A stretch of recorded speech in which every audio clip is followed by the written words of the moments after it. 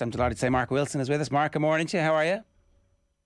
Oh, well, I would like to say all good, but I think you were rubbing it in there. A little bit. I'm sorry. I'm very sorry. I mean, I was thinking maybe we should put this back till tomorrow and we could legitimately just talk about Celtic. But I've got to ask you, you guys were favourites. We were massive underdogs. And I know you were obviously watching the Celtic game. I'd say there was a lot of dual screening going on in Ireland. But as the game wore on, you missed a penalty. And we had one of the most ridiculous goal line scrambles you're ever going to see and couldn't score. And certainly from our perspective, it felt like, oh Jesus, we've seen this movie a lot. But I don't know, what's the response been like in Scotland to going out at this stage? Well, obviously not good. It's the second tournament that we've missed out on in a row. You pair that with the men's failure to get to the World Cup. It's not been ideal, if I'm honest. Look, I must congratulate you on how you approached the game and how they set the team out. And the winning goal was terrific from Amber Barrett. First touch was brilliant, finish was great. And when you concede a goal like that late on in the game at home, you're always going to find it difficult to get yourself back into it. But like, the big moment was Caroline Weir missing the penalty. Of course, it was Courtney Brosnan that saved it. So let's give her all the credit because she did her homework. And it's a sore one for Scotland women's game, but well done to you. And I guess we'll be supporting you guys now in Australia next year. You were really close to 2 tournaments in a row now, but obviously the team is knocking on the door. So there's obviously a lot of good being done in women's football at the moment in Scotland. There is. I think Pedro Martinez Lopez has come in and, he's sort of transformed the way that the Scotland women's team play. I think you can see that with the tendencies at the game, if I'm honest. I mean, Hampden Park last night had 11,000 there. I know we had a bit more for that for a friendly against Jamaica, but it's still a record for a competitive game. I think that tells its own story. If you start to get the attendances up, then the public like what they're seeing. Look, missing 2 big tournaments is not ideal, especially having tasted it a couple of years ago.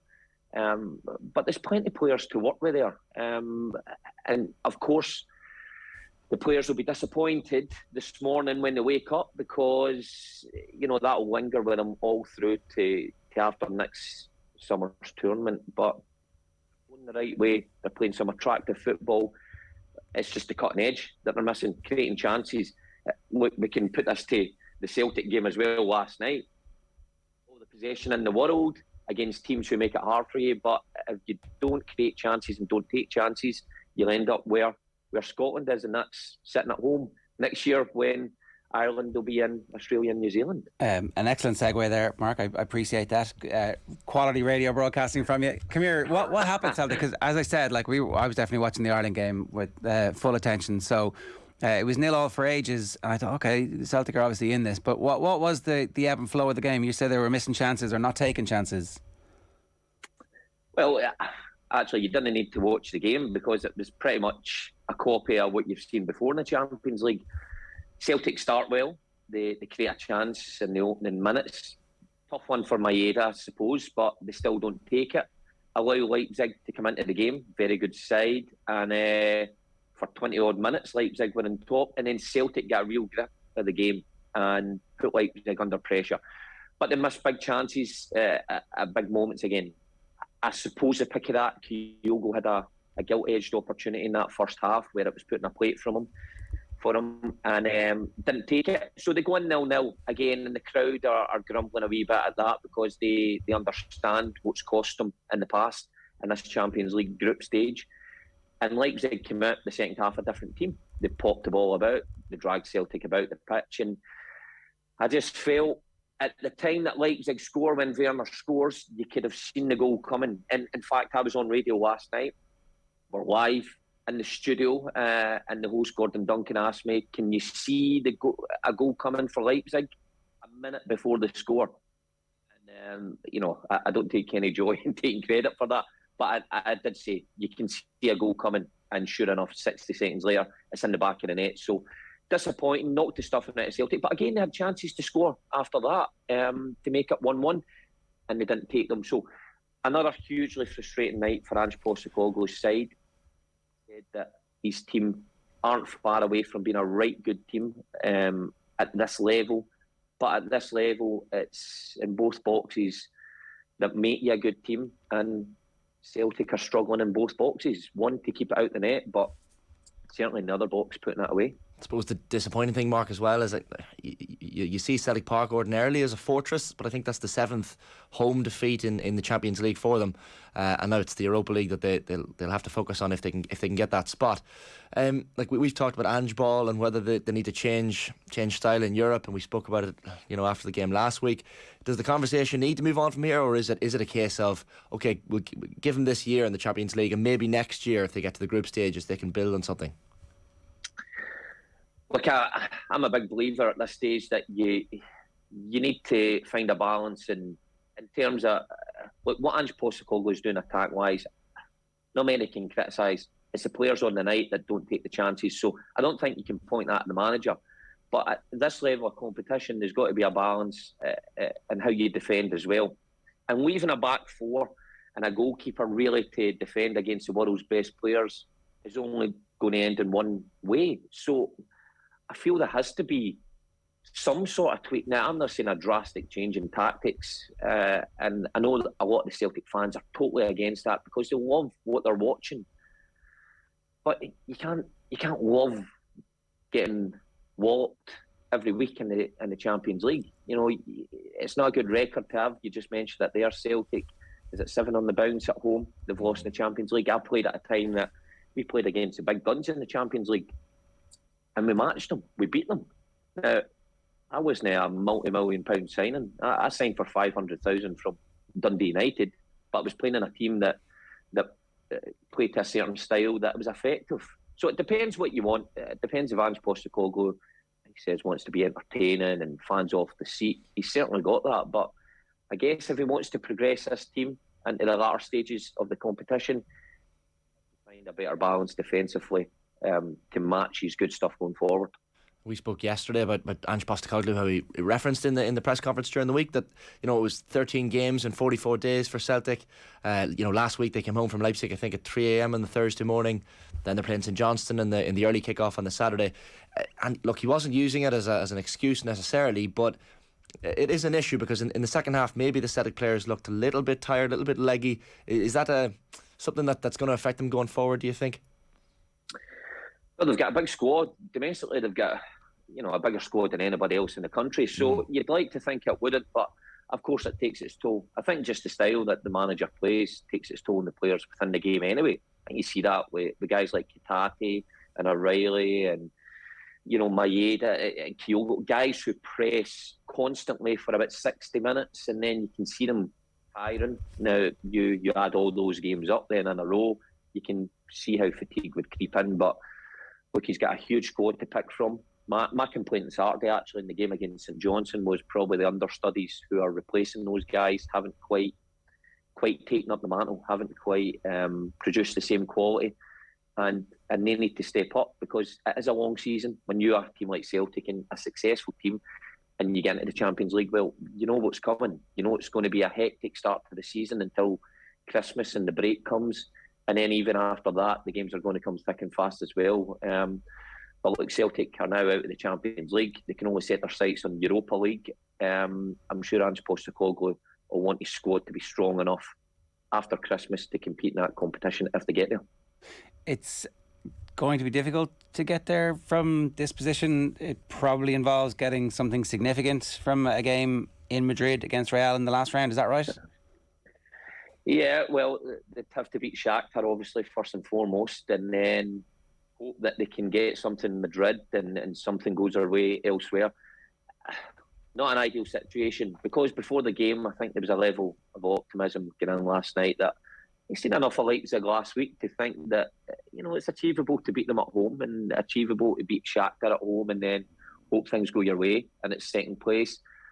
But it's just funny how 90 minutes can swing your outlook in a Champions League group stage that, it's been an odd one. Some fans will look at it and be happy because they've went toe-to-toe with the big guns and they've created loads of chances.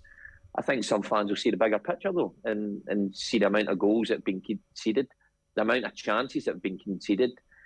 and not matching that with a killer instinct up top. The manager alluded to it last night after the game, saying that that's why teams spend millions and millions of pounds. He's right. The top teams will have a guy who will finish those chances off, but it's creating the chances that Celtic will take the positives from. But just in this level of competition, you need to be more compact as a team to get anything. But look, Europa League is still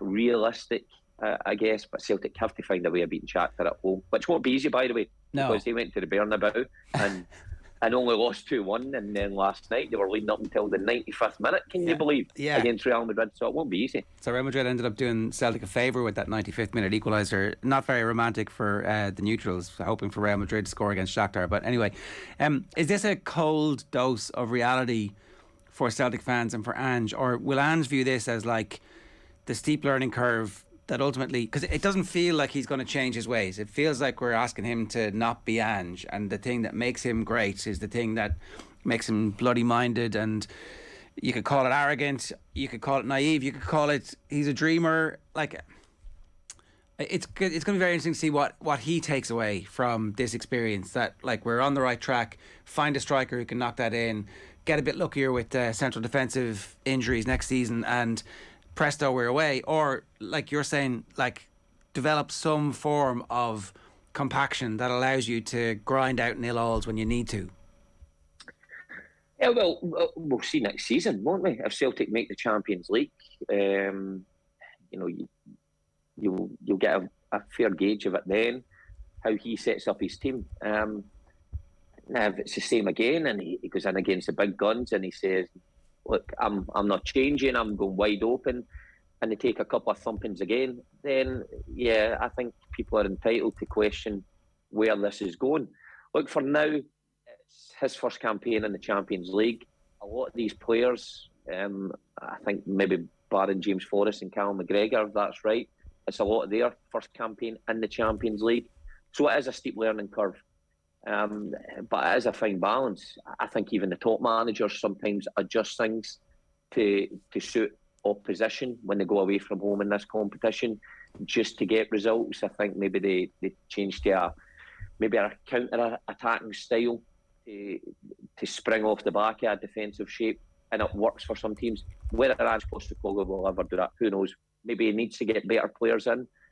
That costs an awful lot of money. Next season we'll be able to judge that. For now, it has been a harsh learning curve for these players. I'm pretty sure they've enjoyed that. I'm pretty sure the fans have enjoyed it, even though they've been beaten and quite convincingly sometimes. But if they play the same way against Shakhtar, they will win the game against Shakhtar at Celtic Park. Yeah. Do they go the same way in the Bernabeu against Real Madrid, though? I mean, that's all order. No easy task. And look, Mark, it's such a high aggressive press that when you get those chances, you need someone who's going to put the ball in the onion bag. And I'm putting you slightly on the spot here, but are there any strikers out there at the minute that you look at that you think, okay, well, someone like that, or even a type of striker that Celtic need at the minute? There's a guy playing for Man City. He's decent, yeah. He's all right. I think he would do the job. Wait, that's the level. I know I'm joking there, but that's the level you're talking about in this competition. You forget that this is who Celtic are mixing with. You know, and they'll go to the Bernabeu at the start of November, and they're coming up against Benzema and Vinicius Junior and guys like that who are extraordinary, and that's who they're playing against. You match that with Giacomakis and Kyogo. Kyogo's been terrific for Celtic, but he just looks a bit off at the minute. I don't know what's going on there. Giacomakis, well, he'll score you goals probably domestically at this level. I don't know. It takes an incredible amount of money to attract a player at the calibre that if you get a couple of chances to put the majority away at this level with the pressure on you. So that is difficult. It's the hardest thing in the game. I know it's a cliche, everybody says that, but it is true. And I hate saying that as a defender, because I often thought we got the raw deal, but the strikers, it is difficult. And the further up the ladder you go, the harder it gets. So, look, the guys Celtic have got at the minute do a good job, and maybe a year in this competition will do them the world of good for next season's competition, should they get there. Mark, great stuff. Thanks a million for joining us this morning. Cheers.